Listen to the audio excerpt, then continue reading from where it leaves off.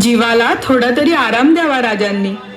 सतत धावपळ लगबग. राजाचं आयुष्य ढाल तलवारीसारखं राणी साहेब. म्हणजे आपल्यावर भरोसा ठेवणाऱ्या रयतेला नाडणाऱ्या वैऱ्यावर वार करायला तलवारीसारखं आक्रमक आणि कर्तव्य, जबाबदाऱ्या, संकट, धोके, बंद पितुरी, घातपात, कष्ट, मोहिमा, अडचणी यांचे सततचे वार झेलण्यासाठी ढालीसारखं. यावं का कामाच्या गडबडीतनं कारभाराच्या व्यापातनं येळ असेल तर आलो होतो. म्या राजाचा भाऊ गणोजा आलोय. या या या मेवणे, तुमचे बंधुराज आलेत.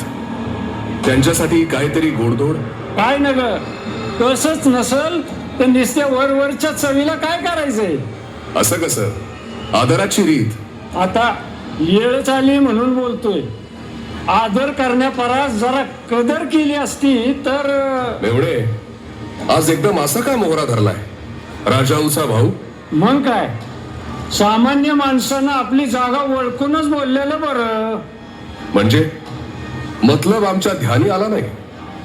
आपले मेवणे म्हणण्याची लायकी असती तर आज वतनदार म्हणून राहिलो नसतो का? हे काय बोलताय दादासाहेब?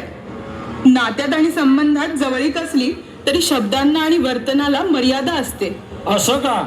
मग वारसदारी मिरवताना जबाबदारी निभावता काय येत नाही? दादासाहेब साफ साफ बोला मेवणे, आमची कसली जिम्मेदारी? तुमच्या आबासाहेबांचा सबूत पाडण्याची.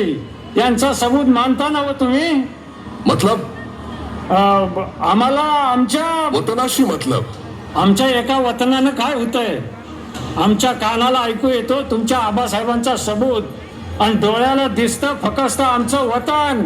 हो, असं प्रत्येक धारकऱ्याने म्हटलं तर स्वराज्याची फौज उभी राहील का? वापस सांगतो, आमचं वतन जर नाही मिळालं तर काय? एवढंच सांगतो, याचा नतीजा चांगला होणार नाही. शमशेर आमच्याकडे बी आहे आणि तिला धार लावायचा दगड बी. असं? मग जाता जाता हेही ऐकून ठेवा, यापुढे अशी छत्रपती शंभू महाराजांची बेअदबी करायला येणार असाल तर इथं स्वागत करायला तलवार असेल आणि तुम्ही गेल्यावर बंद करायला गडाचं महाद्वार असेल. बस, नुसतं म्यान नव मनगट बी बोलतोय आमचं. तुमचं धाडसच कसं झालं हे बोलण्याचं? आपली स्वार्थाची झोळी उचला आणि चालते व्हा इथून. लय भारी पडाल. एवढे गाठ मारली, निर्गाड बसले. आता वतनानं सुटल नाहीतर धागा तुटल. जातो म्या. राम राम. निघा. तो धागा तुटला नाही, पण स्वार्थाच्या, कडवटपणाच्या, अनिष्टतेच्या धाग्यात